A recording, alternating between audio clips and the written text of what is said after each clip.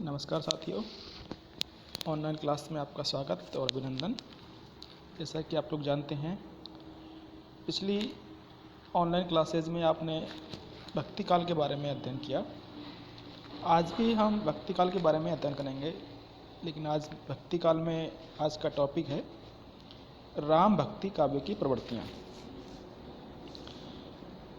हिंदी साहित्य के मध्यकाल में राम काव्यधारा और कृष्ण काव्यधारा दोनों ने ही भक्ति काव्य में वैशिष्ट्य प्रदान किया है।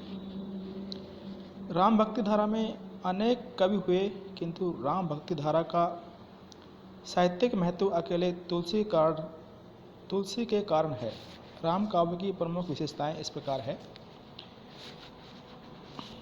पहली है रामचरित प्रमुख विषय।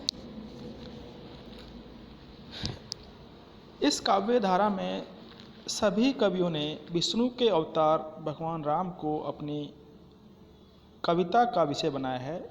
इनके राम शील, शक्ति और सौंदर्य की साकार प्रतिमा है। यानी कि राम भक्ति काव्य की पहली विशेषता है कि इसमें राम के चरित्र का गुणगान किया गया है। दूसरी है सेवक सेव्य भाव की भक्ति, अर्थात इनकी जो भक्ति है उसमें परमात्मा को सेव्य बताया गया है और भक्त को सेवक। इस धारा के कवियों ने ज्ञान की अपेक्षा भक्ति को अधिक महत्व दिया है। इनकी भक्ति दास्य भाव की है। उन्होंने स्वयं को भगवान राम का सेवक माना तथा राम को अपना स्वामी माना है। इस प्रकार की भक्ति के कारण इस काव्य में लघुता, दीनता, उदारता, आदर्शवादिता, नम्रता आदि भावों की प्रधानता दृष्टिगोचर होती है।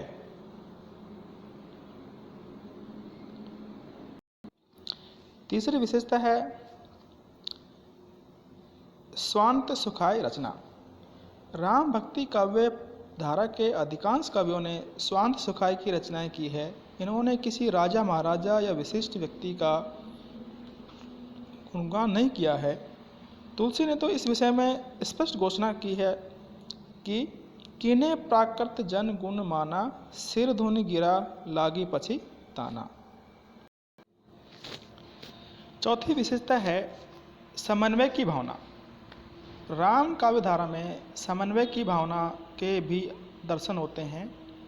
इस काव्यधारा के कवियों ने अपने समय के प्रचलित विभिन्न मतों एवं विचारधारा का समन्वय स्थापित करके लोक कल्याण को आगे बढ़ाया। राम भक्त कवियों ने मुख्यतः सगुण एवं निर्गुण भक्ति के भेदभाव को दूर करने का प्रयत्न किया। तुलसी ने स्पष्ट रूप से कहा, अगुणहि नगुणहि नहीं कछु भेदा, यानी कि निर्गुण और सगुण में कोई फर्क नहीं है, कोई भेद नहीं है। राम भक्त कवियों ने ज्ञान, भक्ति और कर्म में सुंदर समन्वय स्थापित किया। भाव यह है कि इस काव्यधारा के कवियों ने समन्वय की भावना को विशिष्ट रूप में प्रस्तुत किया है।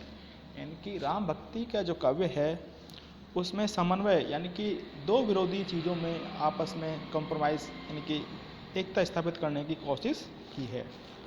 पांचवी विशेषता है शिवम की भावना। राम काव्य में शिवम की भावना अर्थात लोक मंगल की भावना के दर्शन होते हैं। इस काव्यधारा के कवियों ने समाज को निवृत्ति की ओर अग्रसर नहीं किया, वरन सामाजिक कर्तव्यों की पूर्ति करते हुए उच्च भूमि को प्राप्त करने की प्रेरणा प्रदान की है। यानी कि ये जो काव्य है उसमें समाज से भागने की ओर नहीं दिखाया गया है, बल्कि समाज में रहकर उनके कर्मों को करने के लिए प्रेरित किया गया है। जैसे भगवान श्री राम 14 वर्ष का वनवास काटने के लिए किस तरह से अपने राजमहल से वन को गमन करते हैं।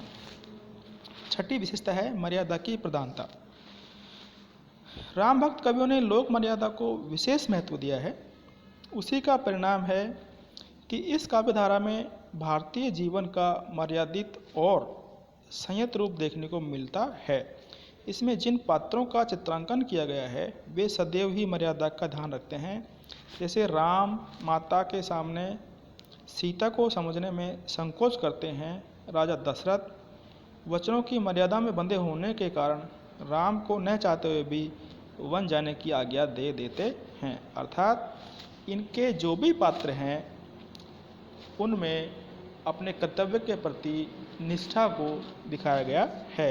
राम जो कि अपने पिता के आज्ञाकारी होने के कारण अपने पिता की आज्ञा का पालन करते हुए वन में प्रस्थान करते हैं, साथ में सीता जी और लक्ष्मण जी भी जाते हैं। इसी तरह दशरथ भी अपने वचनों में बंधे हुए हैं, जिनके कारण उनको राम को 14 वर्ष का वनवास देना पड़ा।